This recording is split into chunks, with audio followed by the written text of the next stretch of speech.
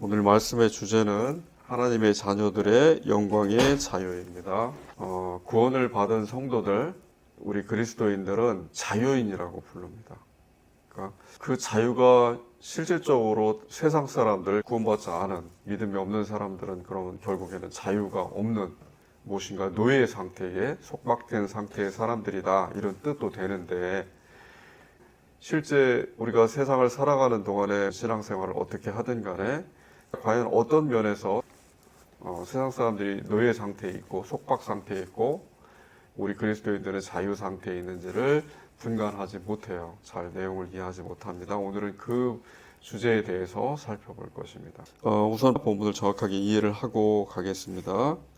1절에 보면은 그리스도 예수 안에 있는 자에게는 결코 정죄함이 없나니, 이렇게 나와 있습니다. 정죄라는 것은 결국에는 하나님께서 정죄하시는 거예요. 우리가 우리 자신을 정죄하는 것이 아니고 하나님께서 그렇게 결정하신다는 얘기는 하나님과 인간의 관계가 끊어지고 단절된 상태에 있다 하는 것을 확정하시는 거고, 그것은 곧 아담과 하와가 에덴 동산에서 쫓겨나고 결국에는 지금 현재 우리들 자신과 같이 죽음에 이르게 되는, 그때는 비록 지금보다 오래 살았지만 그 결과에 이르게 된다, 이 뜻입니다. 정죄한다는 것은 결국 너희는 죽음에 이르게 된다, 이 뜻입니다. 하나님께서 결정하신다는 뜻이에요. 우리가 우리 자신에 대해서 정죄하지 않더라도 우리는 우리 자신에 대해서 우리가 무슨 죄를 지었는가를 발견하기 어렵습니다. 왜냐하면 우리 본성이 우리 자신을 끊임없이 정당화하려는 시도를 해요. 가인이 그렇게 했고, 또 가인의 후예들이 범죄를 일으키고 그것에 대해서 반성을 하고 후회를 해도 결국에는 자기 자신을 정당화하려는 그 본성이 그 죄를, 허다한 죄를 다시 덮고 또 다른 죄를 저지르게 하고, 이것이 무한하게 반복돼서 이루고 인간의 마지막 시대에도 그것이 끊이지 않고 지속될 것이기 때문입니다. 2절에 보면 생명의 성령의 법이 있고 죄와 사망의 법이 있어요. 우리가 말씀을 통해서 이 내용에 대해서 굉장히 많이 배웁니다. 근데 생명의 성령의 법과 죄와 사망의 법도 결국에는 그 법을 결정하고 심판하시는 분은 하나님 한 분이셔요. 그러니까 우리 인간들이 생각하는, 이해하는 생명의 성령의 법 또는 죄와 사망의 법이 아니에요. 이 모든 성경 본문에 나와 있는 이 내용들이 어떤 의미고 어떤 내용인가를 결정하시는 분은 하나님 한 분이셔요. 하나님께서 이것은 생명의 성령의 법이다 하고 결정하신 거고, 이것은 죄와 사망의 법이다 하고 결정하신 거예요. 우리는 하나님께서 결정하신 내용에 대해서 부분적으로만 이해를 해요.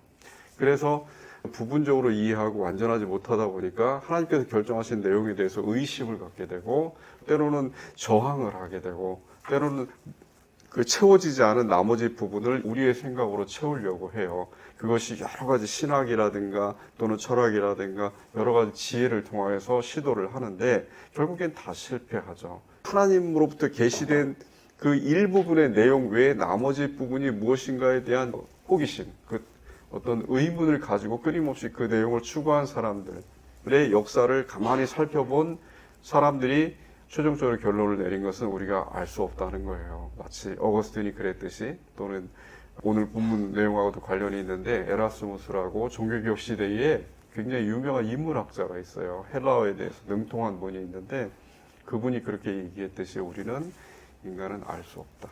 우리 자신이 하나님의 계시에 대해서 하나님께서 우리에게 드러내시는, 나타내시는, 그러니까 모든 것을 드러내시지 않으시고 하나님께서 작정하시고 계획하신 대로 아주 일부분, 부분적인 것만 나타내시고, 그 부분적으로 나타낸 그 진리의 내용도 모든 사람들이 다 알 수 있는 것이 아니고 택함 받은 일부의 사람들만 알 수가 있어요. 그러니까 그런 부분들에 대해서 무엇인가 비밀을 우리가 조금 안다고 하면 나머지 부분에 대해서 더 알고 싶은 호기심이 생기는 거고, 그 인간의 본성이거든요.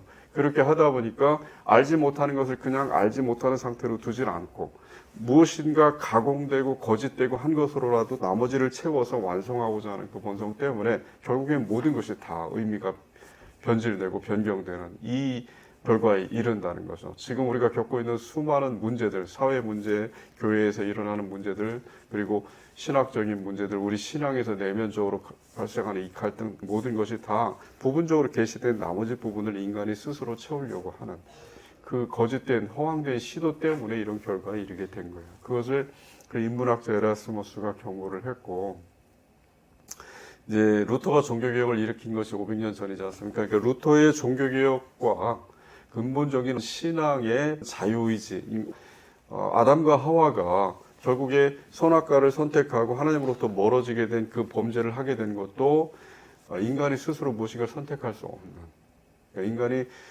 결정하거나 선택할 수 있는 그 능력을 하나님께서 부여하지 않으셨다는 결론에 이르게 돼요. 그걸 결정론이라고 하는데 모든 것이 다 결정되어 있다는 거예요. 그러다 보니까 우리가 이 세상에서 하는 모든 행위들, 또 심지어 교회 공동체에서 하는 전도라든가 선교라든가 모든 것도 이미 결정이 되어 있는 거고, 인간은 그것을 모르기 때문에 그저 따라가는 것뿐이다 하는 것이 루터의 어떤 결론이에요.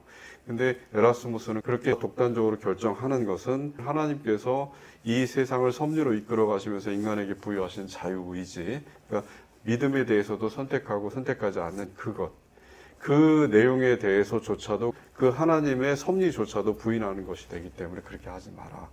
그 자유의지에 대해서 우리가 명확하게 알지 못한다. 내가 요만큼만 알면 요만큼만 안다 하고 그것을 그대로 두고 그 나머지 부분을 우리가 어떻게 해서든 탐구해 나가려고 하는 노력과 시도 가운데서 우리의 삶이 닿으면 된다 하는 것이 에라스무스의 어떤 주장의 요지예요. 그런데 이제 루터는 그렇게 하지 않고, 아니다, 나는 분명한 것을 알아야지만 믿음이 형성이 되는 사람이고, 내가 그렇게 생각하는 것뿐만이 아니고 다른 모든 사람들도 분명히 진리에 대해서, 하나님의 계시에 대해서, 성령의 말씀에 대해서 명확한 이해를 갖고 있어야지만이 믿음이 유지가 될 수 있고 구원에 이르게 된다 하는 것이 루터의 결론이에요. 그런데 지금 현재 우리 신학이 대부분의 개신교 카톨릭도 마찬가지지만 신학이 어떤 쪽으로 기울어져 있느냐? 루터 쪽으로 기울어져 있어요. 결정론으로. 그러니까 우리가 이제 믿음을 선택하고, 오늘 본문에 나와 있지만 하나님께서 복음을 통하여서 하나님의 영광 안에 거해야지만이 너희가 살 수 있다. 그런데 너희는 그것을 거부할 수 있는 선택도 너희 자신에게 하나님께서 태초부터 아담과 하와를 지으실 때부터 부여하셨다 하는 그 내용 자체를 인정하지 않으려는 그런 경향이 지금 현재 어떤 추세라고 보시면 맞아요. 그러니까 어떤 결론이 이렇게 되냐면, 구원받은 사람이 있으면 구원받지 못하는 사람들이 더 많은 다수의 사람들이 있고, 그 사람들이 구원받지 못한 것도 결국엔 그 사람들의 어떤 판단이나 책임 때문에 그렇게 된 것이 아니고 하나님이 모든 걸 결정하시는 결정론 안에서 이루어진 일이니까 하나님께 책임이 돌려지는 그 문제가 발생을 해요. 그러면 심각한 어떤 착오, 모순이 발생을 하는 거죠. 그러니까 저도 딱히 여기에 대해서 자유의지가 인간에게 부여되었다, 그렇지 않다 하는 것에 대해서 결론을 짓고 싶지는 않습니다. 제 개인적인 어떤 소견은 있지만 어찌됐든 더 큰 우리에게 어떤 혼란과 착오를 주는 것은 결정론이라는 것은 분명합니다. 결정론을 통하여서 우리가 스스로 무엇인가 노력하고 애쓰려고 하는, 그러니까 우리 정신의 한계 안에서 무엇인가 이루어 나가려고 하는 그 노력을, 시도를 나태해지고 중지하게 되고, 거기에 대해서 다른 사람들에게 책임을 미루게 되고, 나 자신이 아닌 어떤 타인들이라든가 아니면 환경이라든가 심지어 하나님께 책임을 미루게 되고 하는 그 현상들이 계속 발생을 해요. 물론 믿음을 가진 사람들이 어찌됐든 결정론자든 그렇지 않고 자유의지가 있다고 그렇게 인정하는 쪽이든, 물론 이제 자유의지 안에서도 극단적으로 좌측으로 가면 알미니안주의라든가 펠라기오스 같은, 마치 인간이 자기 구원도 자기 스스로 쟁취할 수 있다 하는 너무 멀리 간 잘못된 생각까지 갈 수 있고, 또 극단적으로 오른쪽으로 가서 또 반대의 성향을 가질 수도 있어요. 에라스무스가 루터를 비판하듯이 극단적인 성향으로 이렇게 하는 것처럼. 그런데 이제 그 중간에서 우리는 선택을 해야 되는 거고, 지혜롭게 이 문제를 해결해야 되는 거고, 알지 못할 때는 우리가 겸허하게 겸손하게 침묵하는 것이 하나님의 뜻입니다. 하나님도 그런 모습을 예수 그리스도를 통하여서 공생애 동안에 많이 보여주셨어요. 예수님께서 침묵하시는 모습을 우리에게 많이 보여주셨어요. 그건 너희도 그렇게 따라하라, 그 뜻입니다. 왜냐하면 그리스도께서 머리로서 사는 것이 교회고 성도라는 이야기를 우리는 뭐 끊임없이 들을 수밖에 없고, 그러니까 예수 그리스도께서 생각하신 대로 우리도 존재하는 거예요, 지금 현재. 그것이 이제 이전에 나와 있는 내용이고, 18절에 보겠습니다. 생각하건대 현재의 고난은 장차 우리에게 나타날 영광과 비교할 수 없도다. 예수님께서 이 세상에서 공생의 기간 동안 우리에게 보여주신 것은 이제 헬라어 파테마라고 하는 고난이에요. 고난의 삶을 보여주셨어요. 하나님의 영광의 거룩한 생명의 삶으로 나아가기 위해서는 어찌됐든 이 세상에서 예수님의 몸으로 존재하는 예수님께서 십자가에서 달리시면서 모든 것을 대속하시고 용서하신 것을 그 혜택을 받는 존재로 살아가는 게 아니에요. 교회는. 그러니까 그러길 바라죠. 우리는. 예수님께서 이미 모든 것을 다 용서하셨고 또 하나님으로서 우리를 선택하셨으니까 우리가 어떤 환경에서 어떤 삶을 살아가든 이 세상을 지나는 동안 좀 평안하고 행복하고 안정된 삶을 추구하고 싶어요. 그런 삶을 축복된 삶이라고 하는 그 삶을 추구하고 싶은데 성경은 그렇게 가르치질 않아요. 성경에서 어떻게 계시를 하냐면 예수님께서 공생의 기간 동안에 받으신 고난, 예수님께서 몸으로 삶으로 표현하신 그 고난, 그러니까 결국에는 고난의 삶을 사시다 마지막에 십자가에서 극단적인 고난을 겪으시고 죽으셨잖아요. 그러니까 그 고난의 삶이 연장돼서 누구에게 이어지냐면 교회라는 공동체 또는 성도 개인에게 그렇게 계속 이어진다는 거예요. 존속된다는 얘기예요. 그러면은 예수님이 고난을 받고 사신 그 삶이 우리 자신에게도 계속해서 유지가 된다는 얘기예요. 우리는 예수님의 고난의 십자가의 고난의 대속의 혜택을 받는 존재로 있는 것이 아니고 예수님의 몸으로 이 세상에 살아가야 되기 때문에 예수님의 고난의 삶의 상태가 예수님은 승천하고 하나님 우편에 계시지만 이 세상에서 교회는 예수님의 몸으로서 상징적인 표현이더라도 몸으로서 존재해야 되기 때문에 예수님의 고난은 지속된다는 얘기예요. 그럼 다른 말로 하면은 우리의 삶, 성도들의 삶, 교회 공동체의 삶이 예수 그리스도께서 3년 동안 그 고난의 삶이 연장된다는 얘기, 계속돼서 언제까지? 종말의 때까지. 참 피하고 싶죠. 우리는 힘든 삶을 피하고 싶고 어렵고 고통스러운 순간에서 벗어나고 싶은데 무엇인가 내가 하나님과 신약 새로운 계약, 율법이 아닌 신앙의 믿음의 계약을 통하여서라도 이 세상에서 육체로서 살아가는 바울이 보여줬듯이 초대교회 사람들이 보여줬듯이 그 수많은 고난과 핍박과 그 삶을 결코 벗어날 수 없다는 거예요. 다른 말로 하면 우리가 만약에 안정되고 평안한 삶을 추구한다.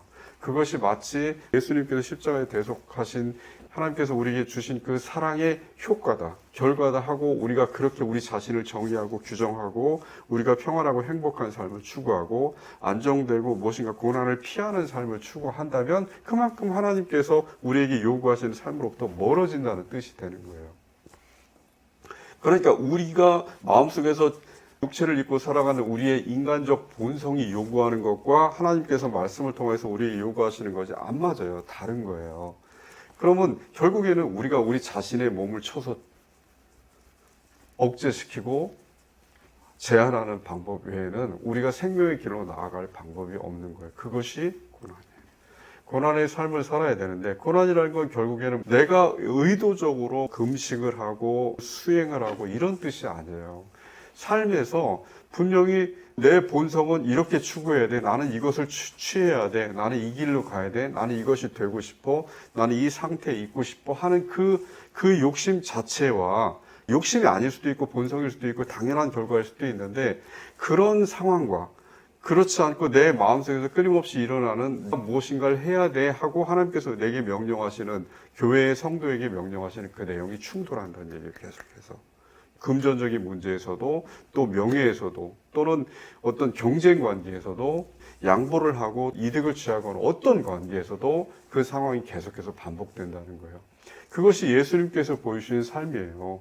만약에 예수님을 인간적인 예수로 생각을 한다면 우리가 늘 이야기하는 인간적 예수로 생각한다면 예수님도 무엇인가 복음을 전파하고 설교자처럼 그렇게 하셨겠지만 그런 공생을 사셨겠지만 또 다른 한편으로는 우리가 늘 보듯이 지금 현재 교회 지도자들, 국가 지도자들이 하는 것처럼 자기의 명예라든가 권위라든가 어떤 재물이라든가 여러 가지를 추구하셨겠죠. 근데 그런 모습이 예수님께 발견돼요?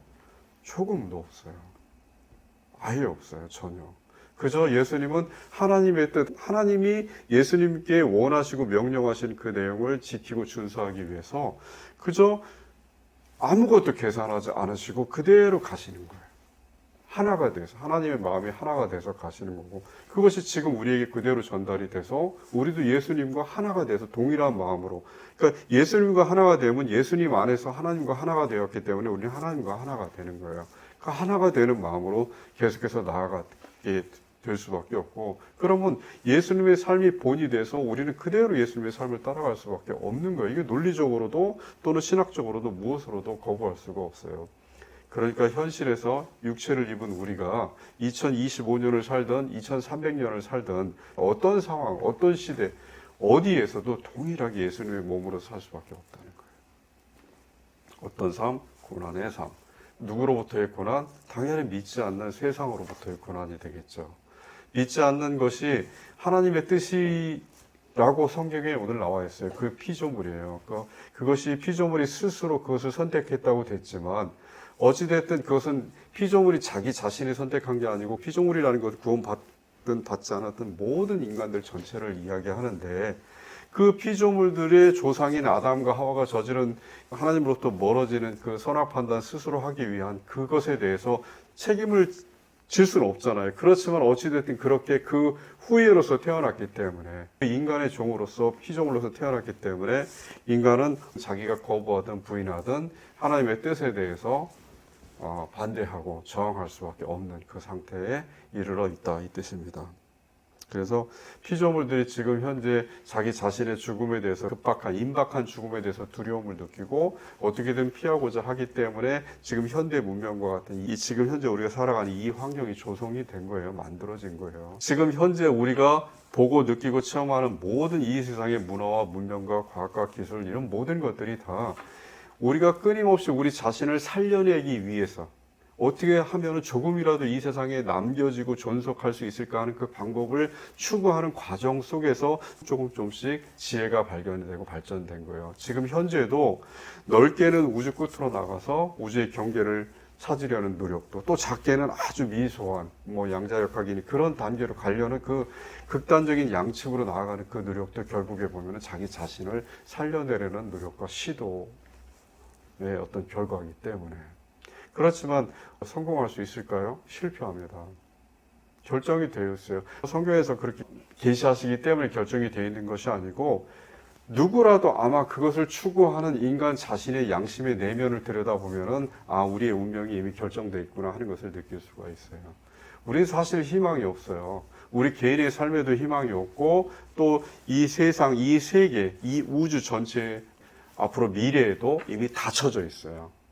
희망이 없어요. 끝이 난 상태예요. 성경 본문에 그런 말씀들이 있잖아요. 살아있어도 살아있는 게 아니다. 요한계시록 3장 1절에 보면 그 사대 교회에 대해서 예수님께서 말씀하시죠. 살아있어도 살아있는 게 아니에요.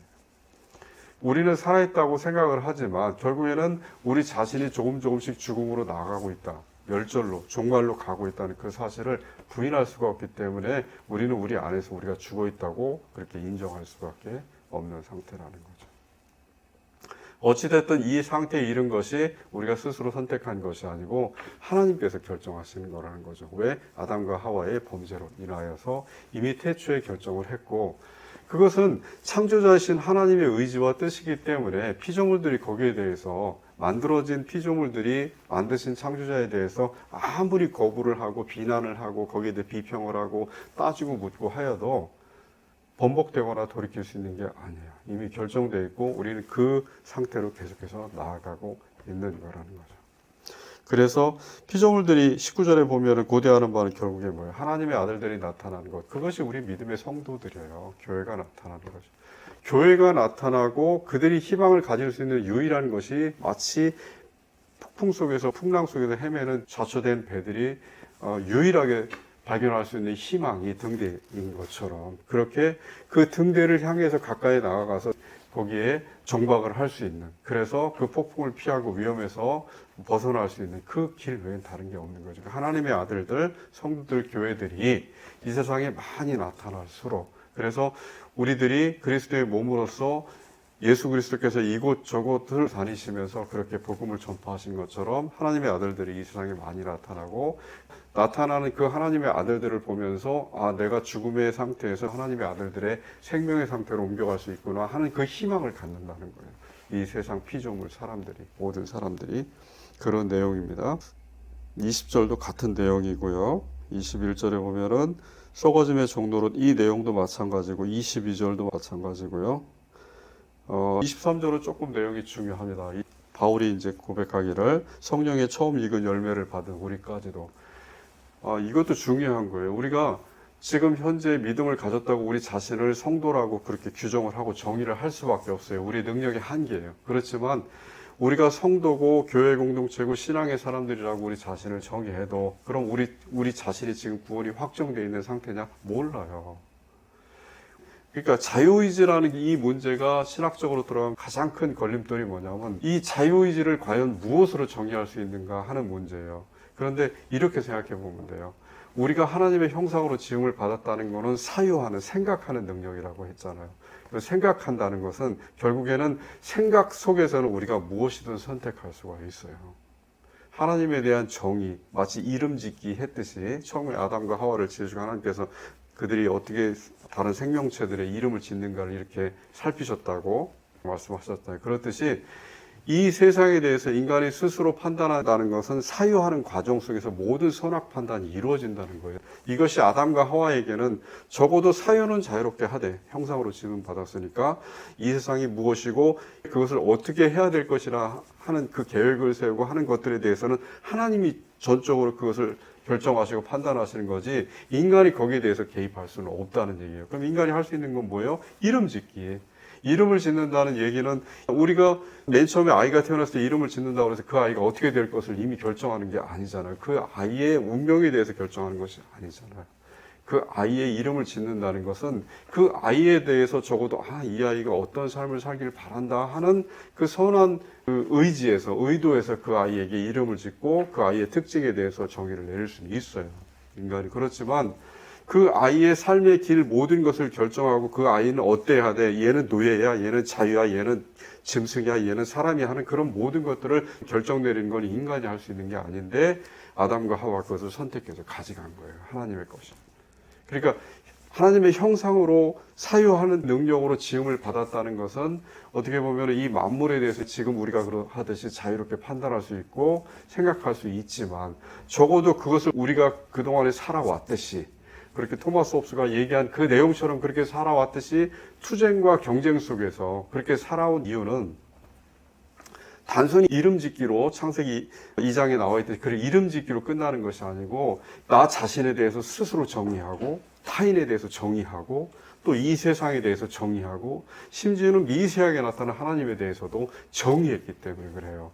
정의했다는 얘기는 인간이 자기의 생각대로 그것을 규정했다는 얘기가 되고 그 규정한 목적이 있을 거 아니에요. 그러다 보니까 규정한 자기 자신에 대해서 타인에 대해서 이 세계에 대해서 하나님에 대해서조차도 마음대로 조작하려고 하는 거고 이용하려고 하는 거고 때로는 착취하고 필요 없으면 죽이는 거예요. 자기 자신도 타인도 세계도 하나님조차도. 그것이 지금까지 인간이 보여줬던 역사의 전부의 모습이에요. 지금 아무리 우리가 제도화되고 서로 어떤 합의를 통해서 우리의 공멸을 함께 멸망하는 것을 최대한 면하기 위해서 기술을 발전시키고 여러 가지 노력을 하지만 결국에는 가만히 생각해 보면 이 노력의 끝이 뭐가 있을까요? 성공할까요? 성공 못합니다. 굉장히 절망적인 상태에서 살아가는 거예요. 사실은 우리가 그걸 이제 노예의 예속 상태라고 합니다. 벗어날 수 없는 운명에 매여 있는 상태, 묶여 있는 상태를 예속 상태라고 해요. 여기서 자유로운 상태, 하나님의 영광의 자유에 속하는 우리 성도들이 고대하고 바울이 이야기하는 바처럼 결국에 성도들도 확실하게 우리 자신의 운명에 대해서 알지 못하지만 우리가 이 진실을 알고 이 진리를 알고 하나님의 뜻에 따라서 끊임없이 나아갈 때 분명히 우리는 하나님께서 우리에게 생명을 주실 것이다. 그렇게 자유한 상태라는 것은 지금 현재 세계가 엮여있는 묶여있는 것처럼 죽음에 예속된 상태가 아니고 생명의 상태로 나아간 그 상태에 이르게 될 것이다 하는 것을 바울이 23절에서 탄식하면서 그리고 이제 양자될 것을 기다리는 거예요. 아담과 하와가 처음에 지어졌을 때는 하나님의 아들들로 지어진 건 아니에요. 하나님의 자녀로서 지금 현재 우리의 신분이 하나님의 아들로서 그렇게 변화가 되었는데 처음에 하나님께서 이 세상을 창조하셨을 때 아담과 하와를 통해서 이 만물을 다스리실 때의 하나님의 계획은 아니었다는 거예요. 하나님의 아들들은 없었어요. 그냥 피조물 중에서 이 세상 다른 피조물들을 지배하고 관리하는 그런 존재로서 하나님의 형상에 따라서 인간이 지어진 것이지 하나님의 아들로서 지어진 건 아니에요. 근데 하나님의 아들이 나타났어요. 왜냐하면 피조물 상태로서, 그러니까 신과 인간이 피조물이 분리된 상태에서는 도저히 생명을 줄 수 있는, 생명을 유지할 수 있는 것이 불가능하다고 하나님께서 판단을 하셨기 때문에, 그러면은 이들에게 생명을 주고 싶은데, 오직 인간이죠. 선택받은 인간들에게 생명을 주고 싶은데 그 생명을 줄 수 있는 방법은 피조물 상태로 머무는 것이 아니고 아들의 상태로. 그러니까 친아들은 아니죠. 아들이 아닌 양자된, 양자의 상태로 그렇게 변화, 신분이 바뀌어야만이, 그래서 더 이상 어떤 신하라든가 노예처럼 주인의 명령을 듣고 그렇게 따르는 삶이 아니고, 예수 그리스도처럼 마치 하나님과 아버지와 아들은 하나같이 그렇게 움직이고 한 마음으로 사니까, 같은 동일체니까 그 상태가 돼야지만이 구원에 이른다 하고 그렇게 결정을 하신 거예요. 그래서 예수 그리스도의 형제가 돼요. 성도들은 예수 그리스도의 형제로 신분이 바뀌어요. 그러니까 하나님의 양자가 된다는 얘기는 예수님처럼, 친자처럼 그렇게 양자가 돼서 예수님의 형제가 되고 하나님의 자녀가 된다는 뜻이 되고, 그러면 또 하나 중요한 걸 우리가 알 수 있죠. 아담과 하와처럼 무엇인가 금지되는 명령이 우리에게는 없어요. 우리가 만약에 피조물의 상태로 머물면서 하나님께서 우리를 구원하신 거라면 우리는 아담과 하와처럼 여전히 하나님의 어떤 금지 상태에 있어요. 무엇인가 선악 판단이 됐든 아니면 다른 내용이 됐든 금지할 것이 있지만, 하나님의 영광의 자녀들의 자유의 상태에 들어갔을 때는 우리에게 예속되는 게 아무것도 없다는 거예요. 그러니까 우리에게 다른 말로 하면 하나님께서 금지하시는 것이 아무것도 없어요. 그러니까 하나님께서 여전히 우리를 무엇인가 금지하신다고 생각하지 마세요. 하나님께서 우리에게 금지하시는 이 세상에 아무것도 없어요. 심지어 구약 성경에 나와 있는 유대인들의 율법도 없어요. 우리가 느끼고 판단할 때 그것이 하나님의 뜻과 마음과 일치된다면, 그러면 우리가 자유롭게 무엇이든 행할 수가 있어요. 누가 보이셨어요? 예수님께서 공생애 동안에 보이셨어요. 그러니까 우리는 어떻게 보면 우리가 생각하는 사유 안에서, 사유가 만약에 하나님의 사유와 일치된다면, 하나님의 뜻과 일치된다 하고 자기 자신이 인식하고 지각하고 느낄 수가 있다면, 이것이 지난 시간에 배운 지식인데, 그럴 수만 있다면 우리는 무엇이든 금지되는 것이 없는 완전한 자유 속에 살아간다는 얘기예요. 어떤 신분으로? 자녀의 신분으로, 아들의 신분으로, 양자의 신분으로 살아간다는 그 뜻이 됩니다. 26절에 보면 중요한 내용이 있어요. 우리가 하나님께 무엇을 기도해야 되고 하나님께 무엇을 간구해야 될지 몰라요. 다른 말로 하면 하나님의 뜻이 우리에게 어떤 뜻을 가지고 계신가 우리는 알 수가 없어요. 왜?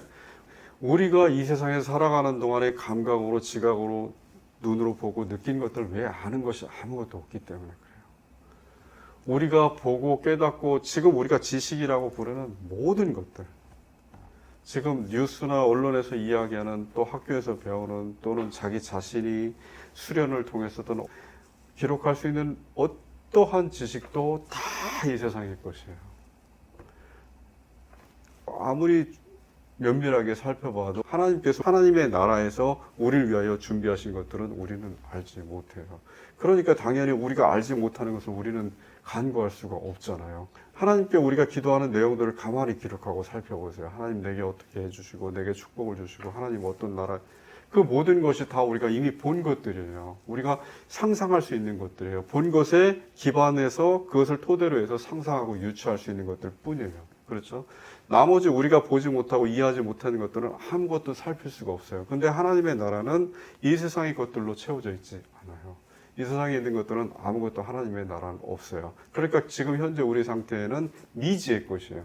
전혀 알 수 없는 상태에 있어요. 그런데 그 미지의 것이기 때문에 사실은 우리에게 소망이 발생을 한다는 얘기예요.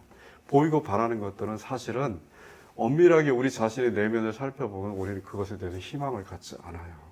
이미 우리가 경험해 왔고 우리가 살아왔고 느껴왔기 때문에. 그러니까 성령 하나님께서 우리 안에서 작용하시는, 행하시는, 우리를 위하시는 그 역할 중에 하나가 바로, 우리는 이해할 수 없고 우리는 지각할 수 없고 우리는 깨달을 수 없어서 간구하지 못하는 하나님의 나라에 대한 소망을 성령 하나님께서 하나님의 마음이시기 때문에, 성령 하나님과 성도 하나님은 같은 분이시기 때문에 기도해서 우리를 위해서 우리의 연약함을 도와서 간구하신다는 그 뜻이에요. 그게 27절에 나온 오늘 말씀의 결론적인 그 내용입니다. 우리가 어리석게도 이 세상의 것들을 추구하고 이 세상의 것들을 위하여서 그것이 뭐 우리 안에 평화가 됐든 이 세상의 평화가 됐든 아니면 국가의 번영이 됐든 우리 가족의 행복이 됐든 무엇이 됐든 이것을 추구하고 그것을 간구할 수밖에 없는 우리의 한계를 그 연약함을 이미 아신다는 거예요. 하나님은. 그래서 정작 우리가 하나님의 양자가 자녀가 돼서 그 신분으로 바뀌어서 영원한 하나님의 나라에서 살아갈 때는 이 세상의 것들은 하나도 없고 우리가 알고 있는 모든 것들은 다 사라지게 되고 그리고 하나님의 나라에서 영원한 삶이 펼쳐질 때는 우리가 지금 전혀 지각하지 못한 그 상황들이 펼쳐질 텐데 무엇으로도 상상이 안 되는 그 상황이 펼쳐질 텐데 그것을 오직 성령 하나님께서 간구하신다는 거예요. 우리를 대신해서. 그러면 우리는 우리가 알지 못하는 바에 마치 이끌리듯이 그 삶을 살아간다는 거예요. 자녀로서, 하나님의 자녀로서.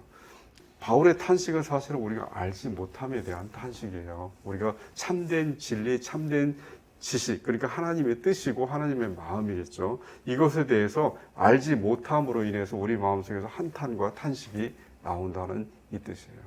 근데 이것을 성령 하나님께서 돌보시고 지켜주신다는 것입니다. 어렵습니다, 내용이. 그렇지만 성경 말씀에 대해서 이렇게 한 걸음 한 걸음 생각하고 우리가 나누다 보면은 이것이 자기도 모르게 자신 안에서 우리가 맞닥뜨리게 되는 여러 가지 이 세상에서 발생하는 모순이라든가 억측이라든가 어떤 괴리에 대해서 이 문제를 해결하고 뚫고 나갈 수 있는 그런 용기가 생기고 지혜가 생깁니다. 성경에 대해서도 바로 볼 수 있는 눈이 되고 특히나 에라스무스와 루터의 논쟁에서 에라스무스가 보여줬듯이 모르는 것은 모르는 것이다 하고 인정을 해야 된다. 거기에 대해서 안다고 하고 자기 자신이 독단적으로 해석을 하고 결정을 하게 되면은 그러면 자기 자신에게도 해가 될 뿐만 아니라 그것을 믿고 따르게 되는 다른 사람들에게는 엄청난 위해를 가하게 된다 하는 그 경고도 큰 교훈이 될 수가 있습니다. 하나님의 영광의 자녀들은 완전한 자유이네요. 하나님께서조차도 하나님의 양자된 자들에게 하나님의 자녀들에게 하나님께서 아버지로서 결정하지 않으세요. 무엇인가 금지하거나 이건 하고 이건 하지 말아라 하고 그렇게 하나님께서 결정하지 않으세요. 그저 우리 자신들 스스로가 판단하는 거예요.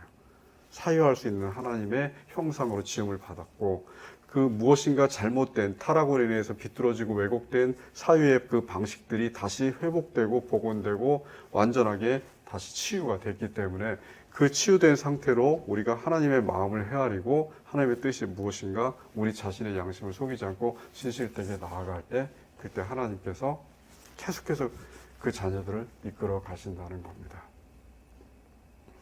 늘 기도하고 그렇지만 우리가 기도하는 것들이 결국에는 이 세상의 것들이라는 것도 인정하고 그렇기 때문에 우리가 이 세상의 것들을 간구하고 하나님께 기도하지만 그럼에도 불구하고 성령 하나님께서 우리 안에서 우리가 알지 못하는 하늘나라의 것들, 하나님의 마음의 것들을 우리를 대신해서 간구하신다 하는 것을 믿고 의지하면서 열심히 신앙생활에 임하시는 하나님께 교인들 되시기를 주님의 이름으로 축원드립니다.